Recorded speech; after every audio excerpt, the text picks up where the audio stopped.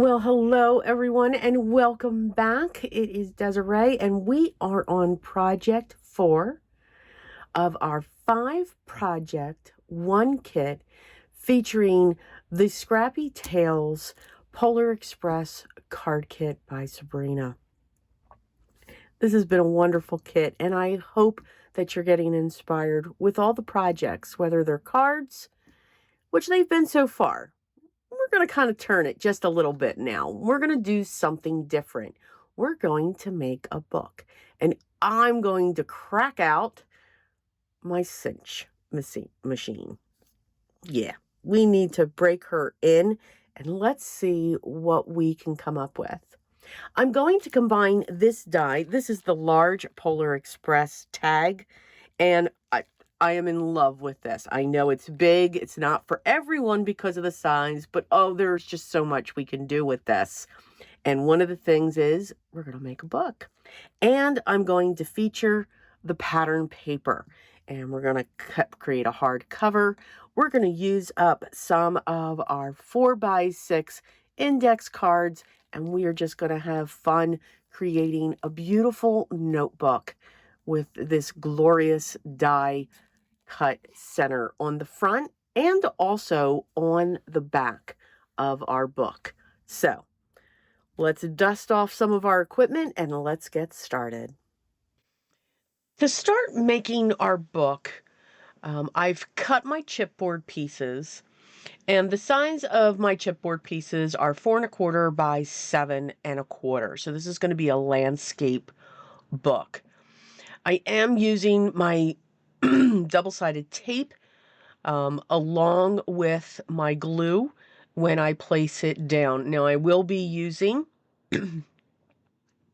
the pattern paper from the collection, and I'm going to cover these 2 panels. This is going to be, our front cover and our back cover.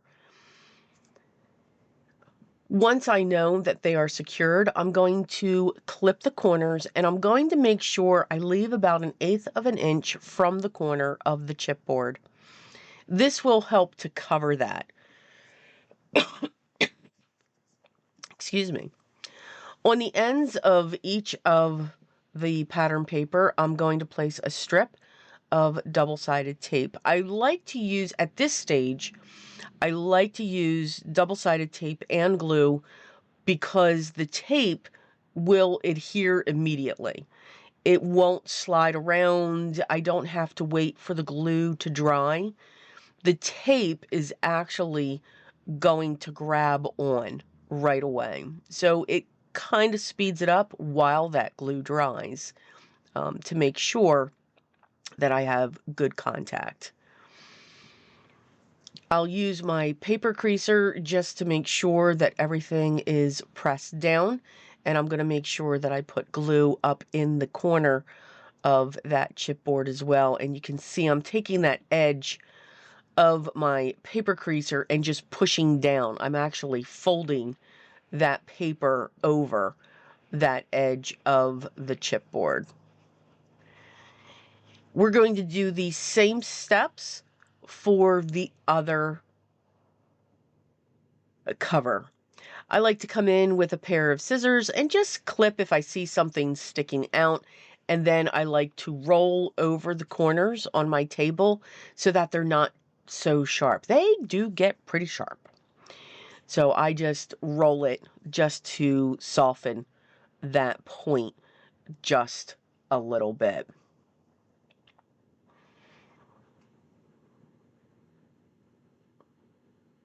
Again, removing that release paper, folding it by taking the cover and putting it down and then bending up along that pattern paper. It helps the paper to fold so that it doesn't crack. Some people will use a scoreboard or a scoring tool, totally your preference. I do not like to use that. I just like to bend it up to train that paper. Now, even though this pattern paper, all pattern paper for the most part is directional, Now, this pattern paper is directional from top to bottom, not side to side. So even though that's the case, we can still use it for the inside of our covers because we're going to be able to cover this up and create a pocket where the paper's not going down. And we're going to do that on the inside of each of these covers. Now, when you do this, you want to make sure that you know, okay, this is the front, this is the back. Because the pockets, I'm putting them on the outside, away from the cinch binding.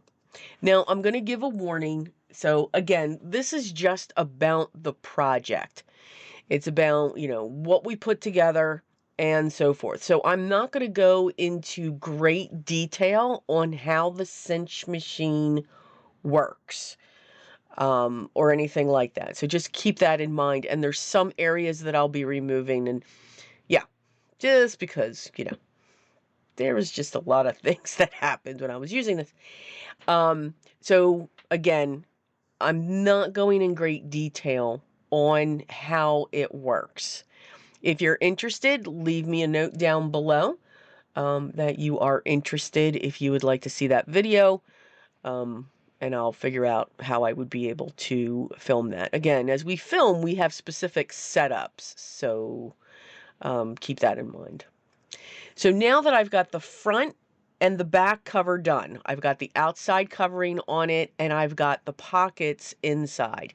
And again, when you open the book, the pockets are going to be on the outer part, the far left and the far right. So you always want to know, okay, the one that's on the far left is going to be my front cover, and then the one where it's on the far right, that's going to be your back cover. I've used the large ticket die. I absolutely love this die. And the moment I saw it, I knew I wanted to make a book. I don't know why. I just knew it. But this would make an absolute great 5x7 card for those of you that love those larger size cards. It's just absolutely wonderful. Now, I'm just arranging my die cuts to know, okay, this is going into the back, this is going into the front. And I'm going to work on both of them at the same time. Everything that you see here is included within that one die. I don't need to add double layers to anything. The only thing I added a double layer to was the train because I just wanted more dimension on that. And I'm also working side by side with the tickets because, again, one's going to be for the cover and one's going to be for the back cover. So I want to make sure that on the front cover, the side that's going to be near the cinch, it's also going to be on the same side close to the cinch on the back. So that's why I have these sitting next to each other so you can see that believe edge of the tag. They're both in the center. One's on the right and one's on the left. So just in case you're wondering why, that's what we're doing. So now that I've got the North Pole on the left on the one, which is the front cover, now I'm going to put it on the right-hand side of the ticket for the back cover because I want the North Pole where the cinch is going to go. Now, and the one thing that I wasn't sure of, because again, we just kind of go with it and see what happens. I was hoping that I wasn't going to cinch through the North Pole words, and I didn't, so I was very happy. So that's the only spot when it comes to the train that I did a double layer of the base. Again, just wanted it to have some dimension. Not that die cutting doesn't have dimension, but I just wanted to give it just a little bit more. So now we're going to get our Polar Express onto our ticket. because that's what this ticket is all about. And again, just deciding, do I want them on an angle? Do I want them to be straight? I'm going to get the train set in place. And then the rest of our details are going to come in. One of the things that really surprised me, for me, I did not lose any of my small dies. Just saying. I was very surprised. Like these little stars right next to train ride. It was getting confusing because you can see I have some splattering remnants on my on my mat. So it was really confusing at times because I thought those were pieces for my die cut, so I kept on trying to pick them up. But yeah, I was very surprised, very pleasantly surprised. It was awesome. I love how this train looks with the different layers and the different colors that you can make it. I stayed true to Sabrina's designs for the most part. She gives great pictures on the back of all of her die cuts that can give you inspiration for choosing your cardstock when you die cut. And I stayed close, very true to that, and really loved how everything just came out. It is a wonderful kit. It is so full with so many things, and there's so many different ways that you can create with it. So you can see the front. We've got the front of the train, of course. The ticket there is saying train ride, and then when it comes to the back, that's where we're going to put the round trip and the all aboard. We are adding some of the same elements like the snowflakes and the holly, but that's just to add some details. I will be doing some die cut inlay for the word believe. So I am going to come in with the red cardstock and fill that in as well. There's some gems that I want to add. I want to add some gems for the berries. And then I'm going to add some centers to the snowflakes with some iridescent pearls. Again, just little tiny embellishments. It doesn't have to be a lot that you have to, put down. But I do, when there's holly, I do like to use either gems or pearls. I think it's an easy way to decorate those. I am using the packs that Sabrina puts together. I don't think I've put a dent in them yet. There is so much in there, which is wonderful. Absolutely wonderful. You'll never run out. Absolutely never run out. So here's where I'm going to do the die cut inlay. And yes, I did save those pieces that were die cut from red. They go into my little tiny pot. Possibly for another project. You never know.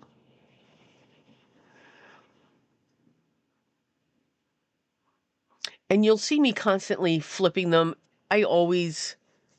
You want to make sure, because when we die cut, we get that certain curve. So I'm making sure that curve is upright. So I'm always fiddling with the pieces. I didn't lose the center of the E, which is wonderful. I do love to die cut. And I know a lot of people come back and say, that's a lot of work. For me, this is like a puzzle. And I love puzzles. But again, die cutting's not for everyone.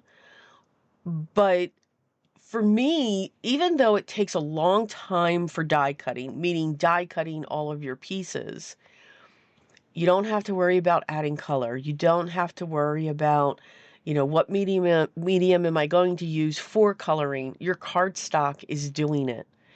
And when Sabrina creates her dies, it's paper piecing. It's layers upon layers upon layers that work with each other, which I think is just fantastic. So there are our 2 tags. So now I know that's my front, here's my back, and I'm flipping everything over so that everything is sitting where it is. Now I am not going to waste any time. I am immediately going to get these onto my chipboard covers so that I don't mistakenly put something on upside down. Is it the end of the world if it happens? Nope. I am also pushing the tag, the believe side of the tag, to the edge of where that is, just a little bit closer, keeping a nice border, because I want to leave room for the cinch to go through. If I can avoid the cinch to go through the North Pole words, that's what I'm trying to do, to have that. And it was a success. Now, I already have set up some dividers. I cut those from scrap cardstock in my stash. Now I'm digging into the pattern paper and I'm looking at where are those scraps that I have, the cutoffs from the previous cards that I did, because they can go in here. Everything does not have to line up when it comes to your papers when you're creating these kind of books. I am using the scraps right now, and I'm using my tab punch so that I can put tabs on the end of that craft cardstock. And again, you have to fold the cardstock in half, and then it automatically creates the folded tab. So I'm going to get those in place and get those lined up. And then we're just going to have fun adding our pockets, our belly bands, just general pieces of scraps cardstock from the collection. These books are a lot of fun to make. They're great stash busters. And I'm just using a 4x6 index card.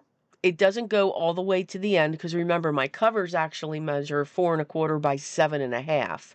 So it's 7½ inch or 7¼ inches wide. So you still have that 1¼ inch, but that's okay. It doesn't have to go out to the edge. That's why we have our tabs on our pages that come in. Now I'm just cutting up into some of these pieces that I have left over. We're going to create just some simple, basic diagonal pockets. I'm going to put glue on 2 sides. I cut a square, then cut it on a diagonal. So that's 1 pocket. Now I'm just going to cut a strip from there, and that's going to be a pocket with glue just on 3 sides of the pattern paper. And what's great is whether you have full sheets of pattern paper or whether you have partial sheets, that's where people, your recipient can put their photos, can paper clip some notes to it, because I'll add some paper clips to this and some charms, and all of that fun goodiness as well. So here we created a bigger diagonal pocket. I'm sorry, I'm off camera there because I'm keeping the trimmer in front of me. I should have moved that over. I apologize. And again, just looking through and grabbing all kinds of papers, making sure to flip them, because remember, they're 2-sided. Sometimes I keep forgetting that. Here, this is just going to be a deeper pocket that sits on one side of the tabs, because I'm taking notice where the tabs are sitting. And I don't want to put a pocket over that, so this is going to be a belly band. where you can put a tag or anything like that. Here, I'm just cutting pages because I know the height is 4 inches on the inside. So just cutting some down to 4 inches. They don't, again, they can be 4 inches high by 3 inches wide, or 5 inches wide, or 6 inches wide, whatever you would want them to be. And now I'm just going to add these layers together. Some of the papers, you can fold them over, have a little tiny flip. Again, there are no rules with this. And they are just fun to use up your scraps. The biggest piece that you need, and it depends upon the size of your chipboard, is to cover your chipboard. But other than that, the smallest of small pieces can go into these books. That adds interest, you know, when you got that little flip going on in there. But these are great books to write notes, add photos, memories, and all of that. Absolutely. So here I'm just taking some of the longer strips. I'm just folding one side down because the fold will be to the outside away from the cinch binding. And then again, just having fun, using up scrap solid cardstock from our previous cards, putting a pocket on there. And again, on the other side, a picture can be added, or a receipt can be added. So or journaling, you know, whatever the recipient would definitely want to do. And again, I just keep piling it up. I just keep adding and adding and adding. And then I'll just start filling it in. For each section, I think I used 5. My cat is playing with one of his toys. Really? Okay. Sorry, guys, if you're hearing that. I think I used 5 sheets of the index cards for each section, because again, you're filling it up with other things to bulk up that book. Now, my spiral, the cinch binding, that's going to be 1 inch. So that's the size that I used. Now, I always take a piece of cardstock and cut it down to the size of what the covers are and what the papers are, so that I can figure out if the holes are in the center, because you're not going to know that. Now, I'm sure there's another way. This is just how I work with the cinch. So I'll put that in, punch that down, and say, okay, we're a little bit too much to the left, so I've got to pull this out. And then I'll punch down again on the other side, and then I'll keep nudging it until I know or get a feel that I'm going to be in the center. And I try to eyeball it. But sometimes that just doesn't work. Now, to make sure that you have the holes getting punched, you want to make sure that they are pushed in. When they're pulled out, they won't come down and punch through. All right? So again, just very brief here. Now, this is where it could get... This is going through... So I apologize for the camera. Now, this is going through cardstock, chipboard, die cuts, and everything. But it did go through exactly where I wanted it to go through. So it just grazed the die cut of the ticket. So very pleased with that. So now, once I punched the cover I know that I had 7 holes, so you want to make sure that you have 7 loops in your binding wire. Now, I was hoping this was going to work because it got bent up because I yanked it out of the box, which you don't want to do. And now you're just going to put your holes into your pages. So you want to make sure you tap them down to make sure everything's there.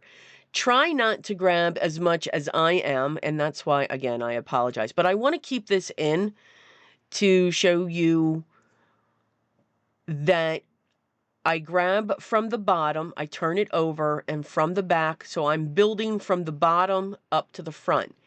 Notice how I didn't put the back cover on. So once you've got all of your inside in the way you want it, you then want to put your cover on the right way, and then you want to put your back cover on upside down so that you're going to flip it around, and then it's all going to be set. Then you turn it around to the back and you just clamp it down again, and it closes up your wire. Now, I could have put even more in this because I used an inch wire bound for it, but I'm happy with where it is and how that looks. Okay, this is project number 4. Something a little bit different. Now, if you don't have a cinch machine, it's not necessary. You can easily punch 3 holes into this and use those binder rings, and this would be just fine. Now, there's definitely a lot more room that we have in here to even add even more, but the recipient can add photos, tags, and anything else that they want.